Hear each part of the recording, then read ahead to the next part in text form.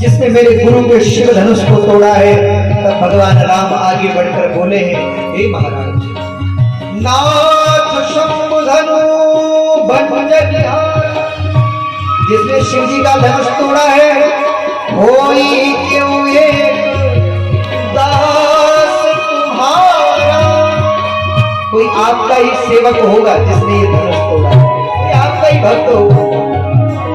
कहते परशुराम जी ने जो सुना, परशुराम जी क्रुद्ध होकर के बोले, सेवक सो जो करे सेवकाई, सेवक सो जो करे सेवकाई, सेवक सो जो करे सेवकाई, सेवक सो जो करे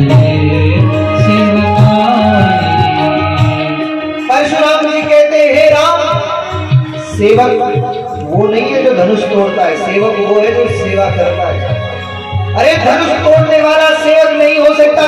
सुनहु राम जय शिव धनु तोड़ा, सहस बाहु सम सोई मोरा। हे राम, मैं तुमसे प्रतिज्ञा करके कहता हूँ, जिसने शिव धनुष को तोड़ा है वो सहस्त्र बाहु की तरह मेरा शत्रु है। मैं आज उसे जीत नहीं छोड़ूंगा, मार डालूंगा, समूह सर्वनाश करूंगा। अब जब परशुराम जी बार बार कहते हैं, लक्ष्मण जी ने कहा बहुत हो गया, अरे हम कुछ बोल नहीं रहे तो इसका मतलब ये बोले ही जा रहे हैं। लक्ष्मण जी ने कहा, रघुनाथ जी ये आपसे नहीं समझेंगे, हमसे समझेंगे। लक्ष्मण जी आगे आए। लक्ष्मण जी ने कहा, हे महाराज, बहुधनु ही तोरी लड़का। बचपन में हमने बहुत धनुष तोड़े, लेकिन तब तो कोई नहीं आया कि किसने तोड़ा धनुष, किसने तोड़ा धनुष। आज एक पुराना सा धनुष क्या टूट गया। आप तो महाराज बौखला ही गए, कहते कौन है जिसने धनुष तोड़ा। टूट गया तो टूट गया महाराज। परशुराम जी बोले, इस बालक को कोई समझाओ। रे नृप बालक काल भस बोलत कोई न संभार। अरे बालक, लगता है तेरा काल तेरे सिर पर बैठ गया है, जरा वाणी को संभाल कर बोल। जानता नहीं धनु ही सब त्रिपुरारी, धनु विदित सकल संसार। अपनी छोटे छोटे धनुइयों से भगवान शंकर के पिनाक धनुष की तुलना करता है। मूर्ख, लगता है तेरी मृत्यु तेरे मुख से बोल रही है। कहते हैं तब तो लक्ष्मण जी हंसे। लक्ष्मण जी मुस्कुराए और मुस्कुरा करके बोले, महाराज छुवत टूट रघुपति न दोषु। राम जी ने धनुष को तोड़ा थोड़े, राम जी ने धनुष को तोड़ा नहीं, छूते ही टूट गया हमारे। छुवत टूट रघुपति न दोषु, मुनि बिनु काज कई कत रोष। राम जी ने तो धनुष को छुआ, पुराना धनुष था, टूट गया। आप व्यर्थ में ही महाराज क्रोध करते हैं, शांत हो जाइए। कहते तब तो क्रुद्ध हुए परशुराम जी। विश्व विदित क्षत्रिय कुलद्रोही। परशुराम जी बोले, जनक इस बालक को समझाओ, ये जानता नहीं है मैंने 21 बार धरती को दुष्ट राजाओं के रक्त से सींचा है। ये दुष्ट बालक मुझे जानता नहीं मैं ब्रह्मचारी हूँ, शिव का भक्त हूँ, और न जाने इस परशुर ने कितने ही क्षत्रियों के रक्त का पान किया है। इस बालक को कोई समझाओ, अन्यथा आज मुझसे बाल हत्या हो जाएगा। और जब परशुराम जी बोले तो लक्ष्मण जी हंस करके बोले, महाराज हंसने लगे लक्ष्मण। परशुराम जी बोले, हंस क्यों रहो। लक्ष्मण जी बोले, महाराज मुझे आपको देखकर ऐसा लगता है पुनि पुनि मोह दिखाव कुठार।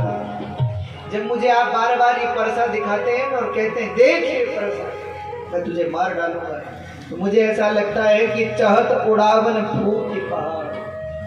जैसे कोई बच्चा फूक से पहाड़ उड़ाने की कोशिश करता हो ना, ऐसा लगता है आपको देखकर। अरे महाराज, कोटि कुलिश सम वचन तुम्हारा, व्यर्थ धरऊ धनुमान कुठारा। ब्राह्मणों का वचन ही करोड़ों करोड़ों परसे के समान है, धनुष बाण और ये परसा तो आप व्यर्थ में ही धारण करते महाराज, शांत तो हो जाए। परशुराम जी कहते हैं इस बालक को कोई समझाओ, ये लगता है मुझे जानता नहीं, लगता है आज मेरे हाथों बाल हत्या निश्चित होगी। लक्ष्मण जी बोले महाराज आपसे हमारा कुछ बिगड़ने वाला नहीं है। क्यों? आपका ये परसा में नहीं काट सकता। परशुराम जी ने कहा क्यों नहीं काट सकता? लक्ष्मण जी बोले, एक संत बहुत अच्छा भाव देते, एक संत कहते थे, वो लक्ष्मण जी परशुराम जी से बोले कि महाराज आपको दूसरी तक की भी गणित नहीं आती, दूसरी तक की भी गणित आपको नहीं आती। क्यों? बोले आपने गणित में देखा होगा भाग देते हैं, किसी संख्या से दूसरी संख्या में भाग दिया जाता है। अब जब सम संख्या से विषम संख्या में भाग देते हैं तो कुछ बच जाता है जो कटता नहीं, उसको क्या कहते हैं? शेष। बोले शेष बच जाता है, वो कटता है, वो नहीं कटता है। लक्ष्मण जी बोले जब गणित का शेष किसी से नहीं कटता तो मैं तो फिर भी पाताल का शेष हूँ। आप बार बार अपना परसा मुझे दिखाते हैं, आपका परसा मेरा कोई बिगाड़ने वाला नहीं। और महाराज पुराना धनुष है, इतनी समस्या है तो जुड़वा देंगे, लेकिन शांत हो। लक्ष्मण जी और क्रोध दिला रहे हैं परशुराम जी। अच्छा राम जी गुरु जी की ओर इशारा करें कि गुरु जी इसको रोको। गुरु जी कहे रोको नहीं, चलने दो। क्यों? बोले लोग तो पैसे देकर के विवाह में नाटक वालों को बुलाते हैं, यहाँ देखो कितना बढ़िया नाटक चल रहा है। इधर से लक्ष्मण जी बोलते हैं, उधर से परशुराम जी बोलते हैं। कहते महाराज परशुराम जी बोले लगता है ये अपने माता और पिता को अपुत्र ही करना चाहता है, अपने प्राण देकर पुत्रहीन बनाना चाहता है, इसे कोई समझाओ। सो जन हमरे ही माथे काढ़ा, लगता है मेरे मस्तक पर अब कलंक लगने वाला है बाल हत्या का, इस बालक को कोई समझाओ। और जैसे ही परशुराम जी अपना परसा उठाते हैं इतने में राम जी आ गए। राम जी बोले महाराज ये बालक है। परशुराम जी बोले ये और बालक? बालक नहीं है, ये सर्प की तरह विष उगलता है। लक्ष्मण जी बोले अब पहचाना था हमको, हम तो शेषनाग है तो सर्प है। राम जी कहते नहीं नहीं महाराज छोटा सा बालक है, बालक की बात का बड़े लोग बुरा नहीं मानते। परशुराम जी बोले राम तोर भ्राता बड़ पापी, हे राम तेरा ये भाई बड़ा पापी है, इसको मुझे कोई बचाओ। ये बाहर से जैसा गोरा है अंदर से उतना ही काला है महाराज। लक्ष्मण जी गौर बोल रहे कहते परशुराम जी और लक्ष्मण जी का संवाद चल रहा है और लक्ष्मण जी परशुराम जी को छेड़ रहे हैं। तो महाराज अब राम जी ने कहा भैया बहुत हो गया, अब राम जी आए। राम जी ने कहा महाराज क्रोध मत करिए, आप तो परशुराम हैं। सब सुंदर सब भूषण धारी, सब सुंदर सब भूषण धारी, कर सर चाप तून कटी भारी, कर सर चाप तून परसर चाप तून कटी भारी, परसर चाप तून कटी भारी। अब तो विवाह की तैयारियां चल रही हैं। तो राम जी का विवाह जानकी जी के साथ, भरत जी का विवाह आंडवी जी के साथ, लक्ष्मण जी का विवाह उर्मिला जी के साथ और सबसे छोटे शत्रुघ्न जी का विवाह श्रुतकीर्ति जी के साथ तय हो गया। कहते महाराज प्रबुदित मुनि न भावरी फेरी, प्रबुदित मुनि न भावरी नीक सहित सवरी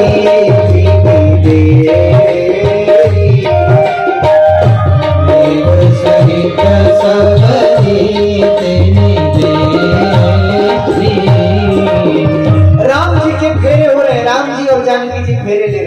उधर भरत जी मांडवी जी फेरे ले रहे हैं, उधर लक्ष्मण जी और उर्मिला जी फेरे ले रहे हैं, और दूसरी तरफ शत्रुघ्न जी और श्रुतकीर्ति जी फेरे ले रहे हैं। फेरे लेने के बाद राम सिया सिर सिंदूर दे,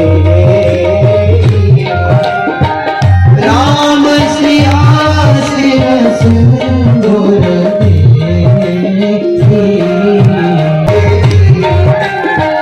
दामन छाने अगनो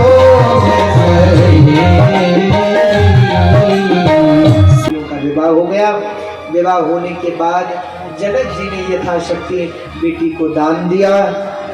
तुरंत सखियां गालियां दे रही। एक सखियां बोली राम जी को चिढ़ाते, हमारे राम जी है ना संकोची है, राम जी है ना सहज है, सीधे है, तो भोजन कैसे करते हैं राम जी? बिल्कुल आराम आराम से, एक निवाला उठाते हैं, फिर मुख में रखते हैं, फिर थोड़ी देर रुकते हैं, फिर निवाला उठाते हैं, फिर मुख में रखते हैं।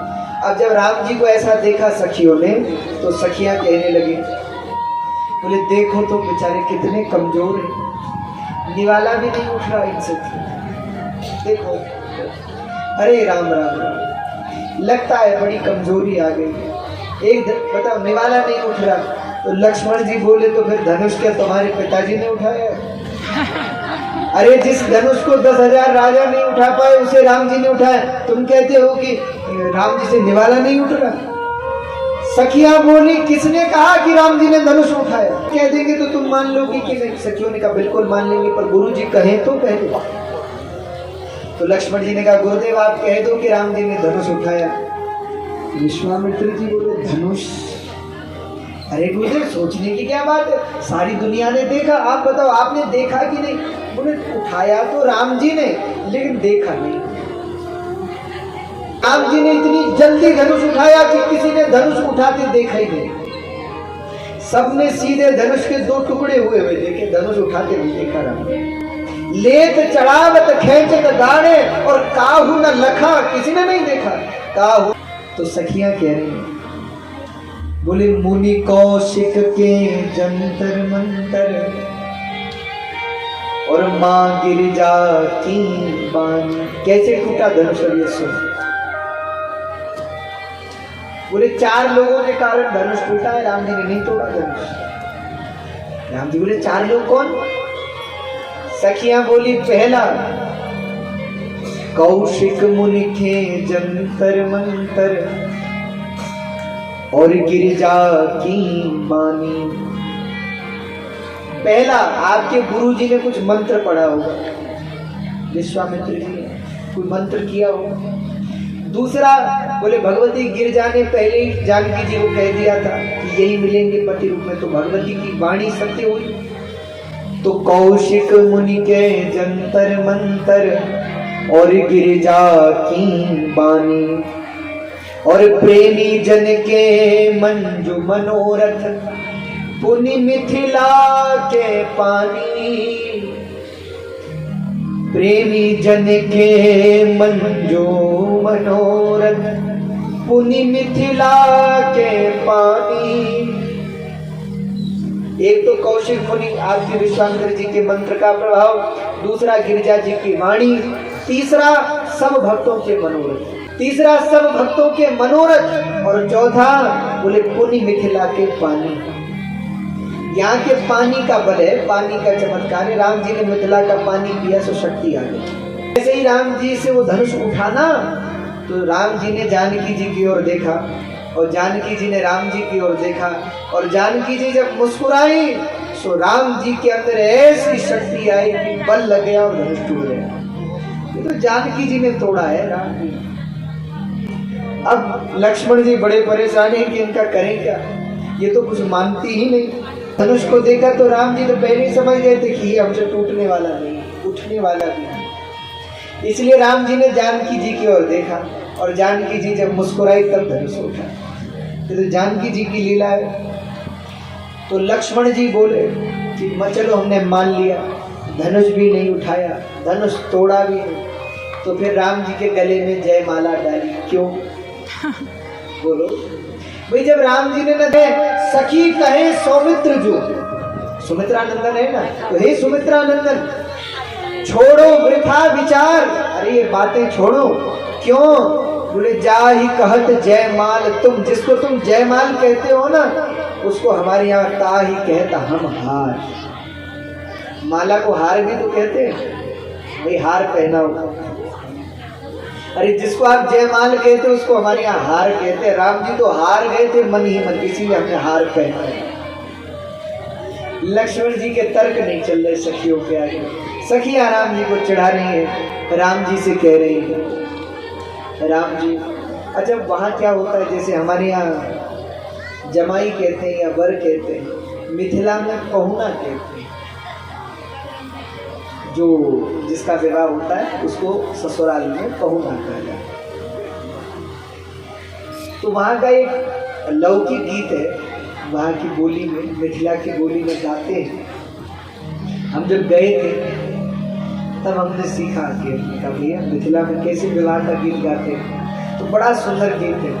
तो जानकी जी की सहेलियों ने भोजन कराया राम जी को, और भोजन कराने के बाद अब जब बारात विदा हो रही है ना, तो फिर सखियां जो है वो गा रही हैं। सखियां जो है ना वो राम जी से कह रही हैं, क्या कह रही हैं? राम जी से कह रही है, ए पहुना मिथिले में रहोना, ए पहुना मिथिले में रहोना। सखियां कह रही हैं राम जी को, बोले राम जी आप क्यों जा रहे हो अयोध्या? मत जाओ अयोध्या, यहीं रह जाओ हमारे बीच में, यहीं रह जाओ आप हमारे साथ में। मत जाओ अयोध्या, यहीं रह जाओ हमारे बीच में, यहीं रह जाओ आप हमारे साथ में। क्या करोगे आप अयोध्या जाकर के? राम जी ने कहा क्यों भाई, हम अयोध्या क्यों न जाएं? सखिया कहते हैं राम जी आप अयोध्या मत जाओ, आप यहीं रह जाओ। राम जी ने कहा क्यों? तो सखियां कह रही हैं, ये पहुना मिथिले में रहोना, ये पहुना मिथिले में रहोना। और अरे जौने सुखवा ससुरारी में, जौने सुखवा ससुरारी में, तौने सुखवा कहूना, ए पहुना मिथिले। सखिया कह रही जो सुख ससुराल में है वो घर जाने में नहीं है। राम जी आप यहीं रह जाओ। राम जी ने कहा भाई, लक्ष्मण जी बोले क्यों रहे आप? तो सखियां जो है वहां की मैथिली भाषा है, तो मैथिली भाषा में कह रही हैं कि रोज सवेरे उपटन मल के इतर से नहवाए। आप यहीं रुकोगे ना तो आपको रोज चंदन से नहलाएंगे, चंदन और इत्र से बढ़िया आपकी मालिश करेंगे, बढ़िया आपको नहलाएंगे। रोज सवेरे उपटन मल के इतर से नहवाए। और अपनी बोली में वो कहती है, एक महीना के भीतर तारे से गोर बना। राम जी जो है ना वो काले हैं, बोले आप एक महीना और रुको, यहीं 1 महीने में गोरा करके भेजेंगे, आप गोरे हो जाते। और झूठ कही बना तनिको बानी, मौकाए को देहू ना, ये पहुना मिथिले। राम जी आप रह जाओ। लक्ष्मण जी ने कहा हमारे यहाँ पानी की कमी नहीं है, सरयू जी है, हम सरयू जी में नहा लेंगे, हमें जाने दो, हम चले।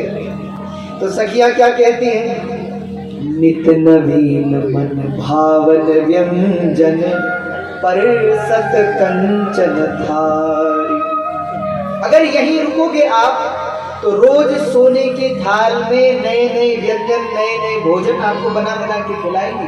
तो लक्ष्मण जी ने कहा क्यों हमारे यहाँ के लोग भूखे मर रहे हैं, जो हम भोजन के लिए यहाँ रुके, क्यों रुके यहाँ?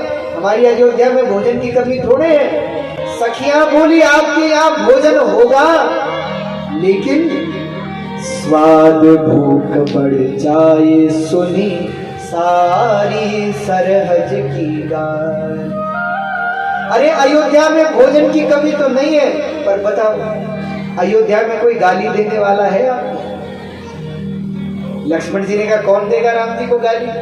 सखिया बोली तभी तो कह रही है यही जनकपुर रह जाओ, हम रोज आपको गालियां देंगे, रोज भोजन कराएंगे। तो गाली सुन सुन की भूख और बढ़ेगी। आप यही है। सखियां बड़ी प्रार्थना कर रही हैं, लेकिन अब जानकी जी की विदाई का समय आया है। कहते हैं 6 महीना बारात रही जनकपुर में, जनक जी ने जाने ही नहीं दिया। जब जब दशरथ जी कहे कि हम जा रहे हैं तो जनक जी चरण पकड़ के महाराज सेवा में कोई कमी, तो फिर दशरथ जी रुक जाए। अगले दिन फिर तैयार हो जाने को फिर जनक जी चरण पकड़ के महाराज फिर सेवा में कमी, आप जाने का कल चले जाना महाराज, आज रुक जाइए। तो कल कल कल करते हुए 6 महीने बीत गए जनक। अब दशरथ जी ने गुरुदेव से कहा, बोले वशिष्ठ जी विश्वामित्र जब आप कुछ करो, जनक जी के प्रेम के आगे हमसे तो कुछ बोला नहीं जाता, पर हमारा भी राजकाज है वो भी देखना है। का विवाह राम जी और लक्ष्मण जी भरत जी शत्रुघ्न जी के साथ करके उनको विदा किया, खूब दहेज धन देकर के विदा किया। आज अपनी बेटियों को विदा कर रहे हैं। राम जी जानकी जी के साथ हैं और सब अयोध्या की ओर चल पड़े हैं, सब जय जयकार कर रहे हैं। बोले सियावर रामचंद्र भगवान की जय। तो यहाँ अब बारात वापस अयोध्या की ओर चली है।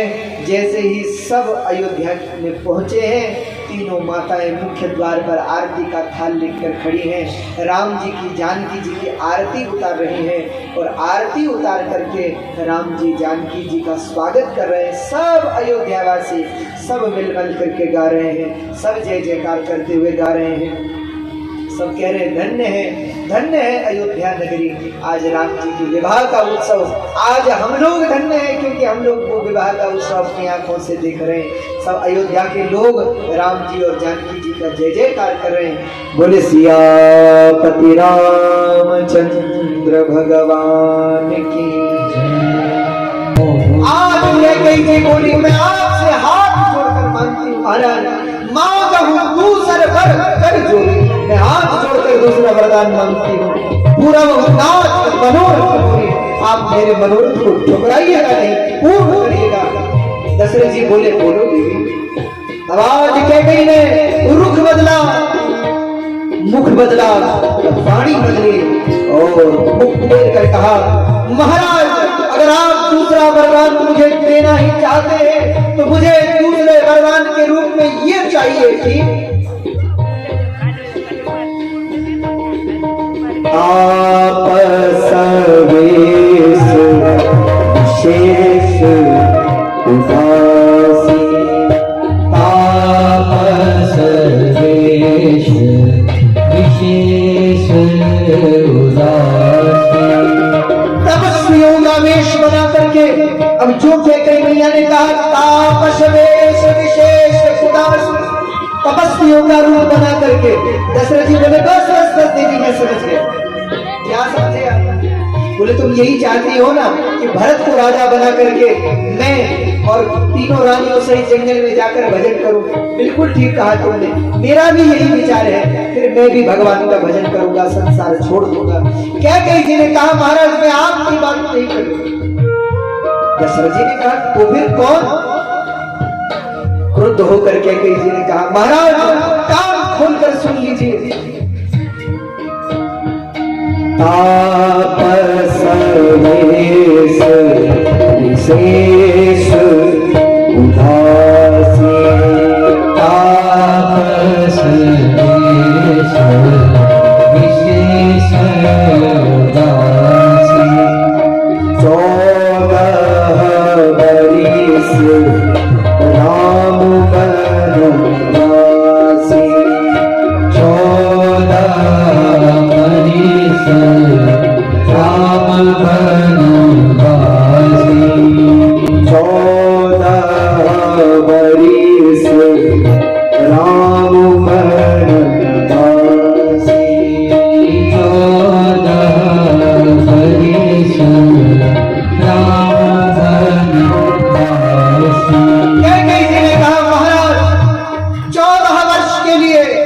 तपस्वियों का वेश बनाकर घर परिवार सुख समृद्धि छोड़कर माता पिता का परित्याग कर राज्य के सुख आभूषण सुविधाओं का परित्याग कर राम तपस्वियों का वेश बनाकर 14 वर्ष के वनवास के लिए यात्रा कर जाए, यही मुझे चाहिए। कहते हैं जो दशरथ जी ने सुना ऐसा लगा मानो किसी वृक्ष पर बिजली गिर गई हो। दशरथ जी सुन करके सुन रह गए। दशरथ जी को लगता है उससे सुनने में गलती हो गई। नहीं कह गई ऐसा नहीं कह सकती, नहीं कह गई कुछ और कह रही है। दोबारा पूछा, देवी लगता है मुझसे सुनने में भूल हो गई है, मैंने सुना नहीं, एक बार दोबारा कहना। कह गई ने कहा महाराज कान खोल करके सुन लीजिए। आप सर्वेश शेष दासी, आप सर्वेश विशेष दासी। 14 बरस राम बनवासी, 14 बरस राम बनवासी। जयऊ सहमी नहीं कछु कही भावा, जयऊ सहमी नहीं कछु भावा। जनु सर जान कर झपटे उठा, जनु सर जान कर झपटे उठा। राजा ने जैसे ही सुना 14 वर्ष के लिए राम को वनवास, राजा धरती पर गिर गए महाराज। जिन दशरथ जी के हृदय को देवताओं और असुरों के बाण भी विदीर्ण नहीं कर पाए, आज उन राजा दशरथ को कैकेयी के वचन के बाण ऐसे लगे कि राजा मूर्छित होकर धरती पर सहम गए राजा। और राजा दशरथ रोने लगे, रोते हुए कहते हैं अवधु उजारी कीन कैकेयी, अरे कैकेयी तू मेरी अयोध्या को क्यों उजाड़ना चाहती है? अरे राम तो अयोध्या का प्राण है, जब राम नहीं रहेगा तो अयोध्या में कौन करेगा बता? अरे राम नहीं रहेगा तो मैं कैसे जीऊंगा? अगर तुझे यही भरत को ही राजा बनाना है, मैं भरत को राजा बनाऊंगा, पर राम ने तेरा क्या बिगाड़ा है? और अगर तू राम से रुष्ट ही है तो राम से क्यों रुष्ट है? उसको तो पता भी नहीं, उसको तो मैंने खबर दी कि कल तुझे राजा बनाया जाएगा। कैकेयी अगर तुझे समस्या है तो मैं 14 वर्ष के लिए वनवास जाऊंगा, मैं वनवास भोगूंगा, राम ने तेरा क्या बिगाड़ा? राम को मत पूछ। कैकेयी ने कहा महाराज अभी तो आप कह रहे थे कि रघुवंशी प्राण दे सकते हैं पर वचन नहीं दे सकते, वचन नहीं छोड़ सकते। दशरथ जी ने कहा कैकेयी मैं मर जाऊंगा, मैं राम के बिना नहीं जी सकता। कैकेयी मैं मर जाऊंगा, अयोध्या उजड़ जाएगी, कोई सुखी नहीं रहेगा, मार मुझे पछताना पड़ेगा। कैकेयी मार। दशरथ जी रोने लगे। दशरथ जी बोले कैकेयी मुझे मेरे प्राण का दान दे दे, मैं जीना चाहता हूं, मैं मरना नहीं चाहता, और राम के बिना मैं घड़ी भर भी नहीं जी सकता। ऐसा लगता लेकिन कैकेयी को ऐसी दुर्बुद्धि सूझी। कैकेयी ने कहा महाराज अगर मर जाते हो तो मर जाओ, लेकिन राम कल वनवास जाएंगे, अन्यथा ये कह दीजिए कि मैं अपने वचन से फिर गया। दशरथ जी ने कहा कैकेयी ऐसा न कर, लेकिन कैकेयी ने दशरथ जी की नहीं सुनी। और दशरथ जी बैठे, भवन में अंधेरा है, दशरथ जी रो रहे हैं, सारी अयोध्या गा रही है, नाच रही है, जय जयकार कर रही है कि कल राम राजा बनेंगे, और यहाँ महल में महाराज दशरथ भूमि पर पड़े हुए, आंखों से आंसू रोते रोते रोते रोते। आज दशरथ जी के मन में आया जिन महादेव की मैंने जीवन भर सेवा करी अब वही मुझे बचाए। आज महाराज दशरथ दौड़े, मन मंदिर में एक शिवालय है दशरथ जी का, जहाँ शंकर जी की सेवा करते हैं दशरथ जी। उस मंदिर में पहुंचे और जो शिव जी के पास आए, आज तक गंगा जल चढ़ाया, सरयू जल चढ़ाया, अलकनंदा का जल चढ़ाया, यमुना जल चढ़ाया, लेकिन आज दशरथ जी खाली हाथ अर्धरात्रि में शिव जी के पास पहुंचे और दोनों भुजाओं में शंकर जी को भर लिया। दशरथ जी रोते हुए बोले, महादेव कई बार आप पर दूध चढ़ाया, कई बार गंगा जल चढ़ाया, लेकिन आज मेरे पास चढ़ाने को कुछ नहीं है, ये अश्रु ही लेके आया हूं। दशरथ जी रोने लगे, आंसुओं से शिव जी को नहला दिया दशरथ जी ने और आज पुकारने लगे, महादेव मैं आपका भक्त हूं, जब जब संकट पड़े तो आप मेरी रक्षा करें। महादेव कल्पना करो, जिसके भाव पर साक्षात परमात्मा जिसके पुत्र बनकर आ गए हो, क्या शंकर जी उसके नहीं सुनेंगे?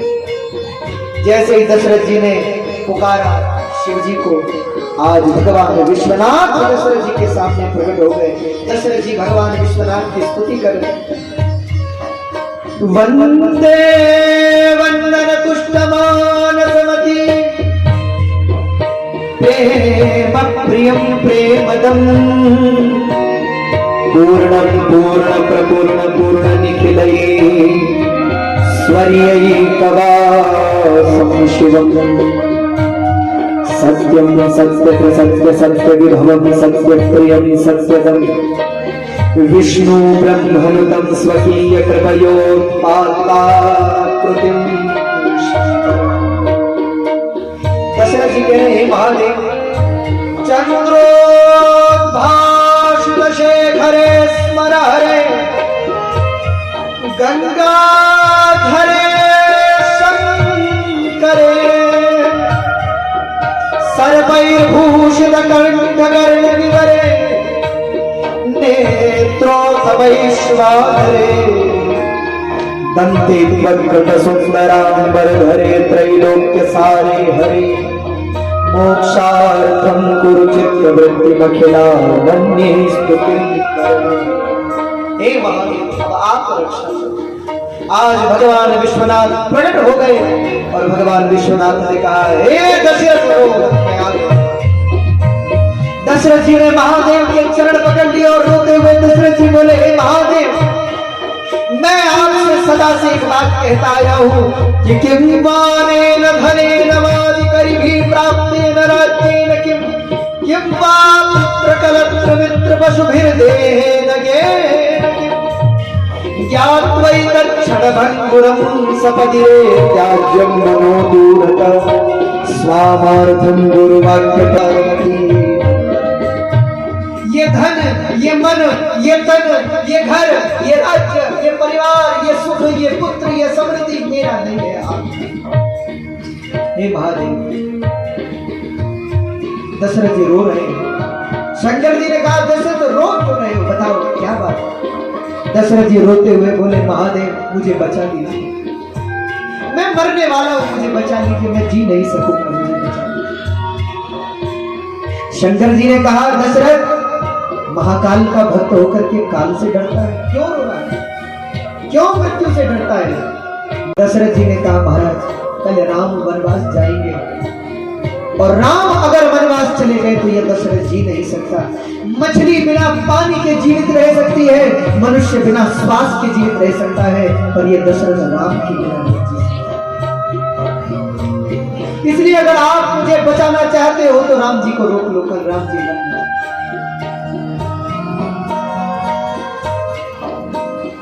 महादेव ने कहा, दशरथ कल तेरी मृत्यु निश्चित है, कल मरना है।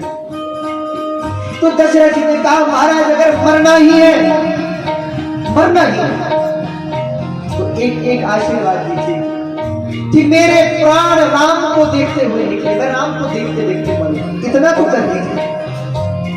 शंकर जी मुस्कुराए और मुस्कुरा करके बोले, दशरथ याद कर वो घटना जब तेरा बाण श्रवण कुमार को लगा, याद कर उसके माता पिता ने तुझे क्या श्राप दिया। उस समय उसके माता पिता ने कहा था कि दशरथ तेरे प्राण तब जाएंगे जब तेरे घर पर एक भी बेटा नहीं होगा। दशरथ जी ने कहा, महाराज भरत और शत्रुघ्न तो ननिहाल है, राम वनवास जाएंगे तो लक्ष्मण तो यही रहेंगे। शंकर जी ने हंस के कहा, अरे दशरथ, क्या लक्ष्मण बिना राम के रह सकता है क्या? जहां राम नहीं वहां लक्ष्मण कैसा है? जहां राम वहां लक्ष्मण, कल लक्ष्मण भी जाएंगे। कहते हैं तब तो दशरथ जी रोने लगे, महादेव तो क्या राम के वियोग में मैं मरूंगा? क्या राम को देखे बिना मरूंगा? शंकर जी ने कहा, दशरथ जब तेरे प्राण जाएंगे तो राम तो तेरे पास नहीं होंगे, पर मैं आशीर्वाद देता हूं राम का नाम तेरे पास है।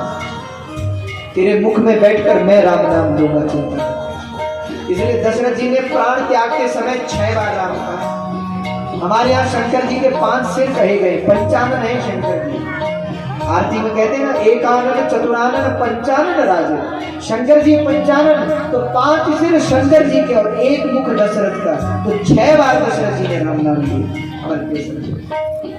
आज शंकर जी अंतर्धान हो गए और राजा दशरथ फिर भवन में आ गए, बैठ गए, भूमि पर बैठ गए।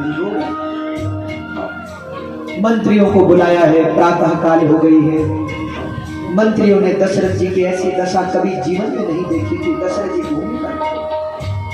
आज दशरथ जी ने मंत्रियों से कहा, जाओ राम को बुलाओ। दशरथ जी सोचते हैं, मैंने कल कहलवाया था कि राम जी कल आप राजा। कौशल्या मैया कह रही है, पुत्र सकल अमानुष कर्म तुम्हारे, लेकिन अगर ये सब हुआ है तो केवल कौशिक कृपा सहारे। ये सब तो विश्वामित्र जी की कृपा से हुआ है, गुरुजनों की कृपा से हुआ है। इसलिए पुत्र अभिमान मत करना कि मैंने धनुष तोड़ा। पुत्र तूने धनुष नहीं तोड़ा, ये तो विश्वामित्र जी की कृपा। देखो हर माँ को बच्चों को ऐसी शिक्षा देनी चाहिए। राम जी कहते हैं, हाँ माँ, ये सब आपका, पिताजी का, गुरु जी का आशीर्वाद है। मैंने धनुष थोड़े उठाया माँ, मैंने तो धनुष को छुआ और जैसे ही धनुष को ऐसे किया सो धनुष टूट गया, और जो उसको थोड़ा कस के पकड़ा सो टूट गया। मैंने माँ थोड़े तोड़ा है, ये तो गुरु जी की कृपा है। देखो जब जब राम जी कोई अच्छा काम करते कहते मैं नहीं कर रहा, कौन कर रहे हैं? माता पिता, गुरु जी सबको यश दे देते हैं, अपने लिए यश नहीं रखते। समाज में जो लोग सज्जन होते हैं वो यश अपने लिए नहीं लेते। वो ये नहीं कहते कि मैंने किया, वो कहते हैं आप सबने, भगवान ने किया। लेकिन हम लोग कैसे, एक तरफ तो राम जी, वो कहते मैंने धनुष नहीं तोड़ा, ये तो भगवान, ये तो गुरु जी की कृपा से टूट गया। और एक तरफ हम लोग अगर कोई बुरा काम करते तो कहते किसने किया? अरे बोले ये तो भगवान ने कर दिया। और अच्छा काम हो जाता है तो किसने किया? ये तो हमने अपनी मेहनत से किया। अच्छा काम करते हैं तो खुद आगे आ जाते हैं और बुरा काम करते हैं तो भगवान को आगे कर देते हैं। लेकिन राम जी से शिक्षा लेनी चाहिए। जीवन में जब जब कोई बड़ा काम करो, ये मत कहो ये मैंने किया, ये कहो ये माता पिता गुरुजनों के आशीर्वाद से हुआ, भगवान के आशीर्वाद। तो आज कौशल्या मैया ने राम, जब आज दशरथ जी को याद आ रही है, दशरथ जी रोते हुए कहते हैं, कौशल्या तू बस सीता को रोक ले, जानकी को रोक ले। जब जनक जी ने अपनी बेटी का कन्यादान किया, उस समय बेटी को देते हुए मुझसे जनक जी ने कहा था, दशरथ जी ये आज से मेरी नहीं आपकी बेटी है।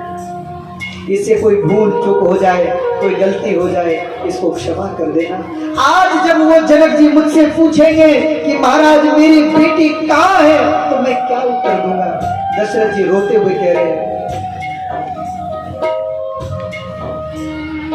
कहे हो कृपाल भानुकूल दाता, कहे हो कृपाल भानुकूल दाता, परिहरि सोचो चहु मन साता, परिहरि सोचो चहु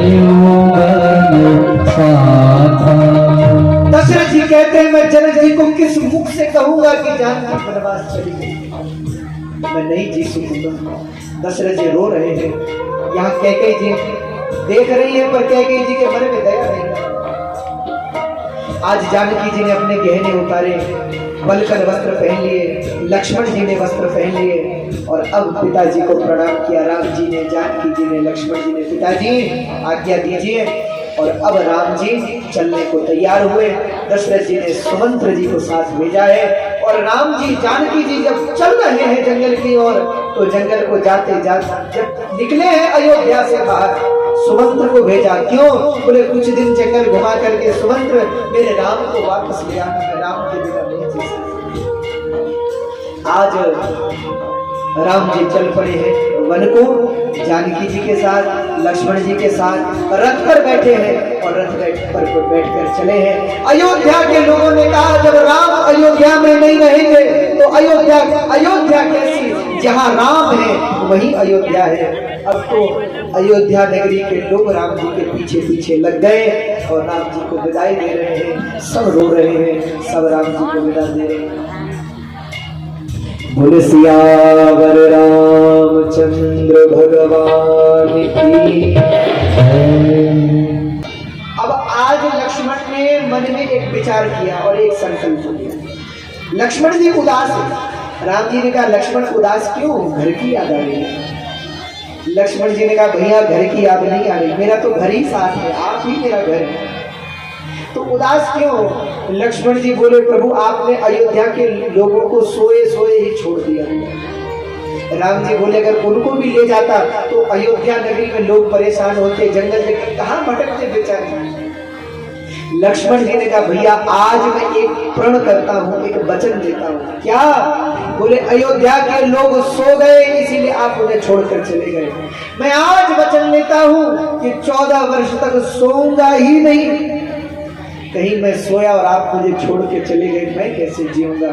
इसलिए प्रभु मैं 14 वर्ष तक सोऊंगा नहीं, आपकी सेवा करूंगा। ऐसा कहकर लक्ष्मण जी चले हैं। भैया लक्ष्मण जैसी निष्ठा भी किसके जीवन में हो सकती है? आज राम जी, लक्ष्मण जी, जानकी जी सुमंत्र के साथ चले हैं और चलते चलते वन की ओर निकल गए। भगवान